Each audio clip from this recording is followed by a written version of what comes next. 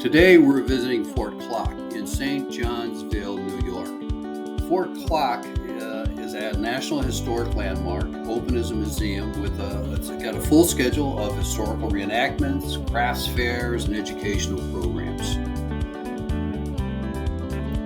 Our tour guide was Miss Bearclaw, an actual Mohawk Indian descendant, and very knowledgeable. The 2-hour plus tour that she gave me was absolutely phenomenal. And so let's get on with it a little bit. Fort Klock was built as a fortified farmhouse in 1750 during the unsettled times of the French and Indian Wars. The 2-foot thick limestone walls actually have loopholes in them so that the people inside can defend themselves. And there's also a small spring inside the root cellar so that if they had to hold up for any period of time, they could while they were defending the house.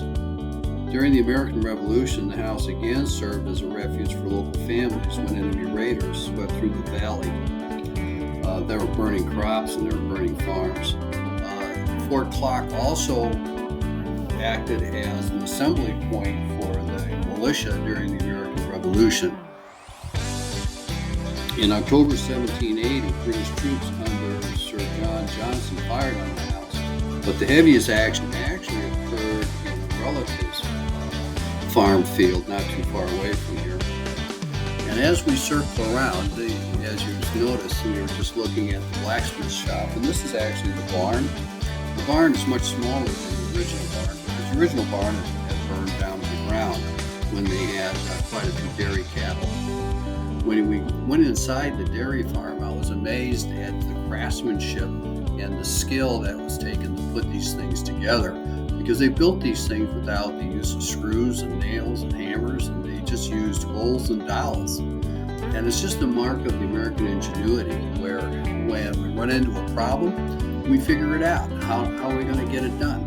And so we don't look at it as a serious problem. We look at it as an opportunity to be creative and to work through different situations.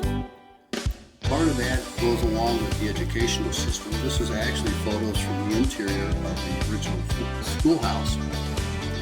And it even has a clock. Now take a close look at this clock and look at the number 4. Think about how we write Roman numeral 4. Is that the same way? Is that written the same way as the Roman numeral 4 is? During a period of time, that's how the 4 was written in the clocks. During the tour, Miss Bearclaw showed several different things, and she actually offered to have me sitting on a chair, but I would not do that. Well, and they also had a dunce chair, and she wanted me to sit in that, but I just didn't want to. Feeling all that great. Now, the blacksmith shop, this is the interior of the blacksmith shop, and it is an actual working blacksmith shop.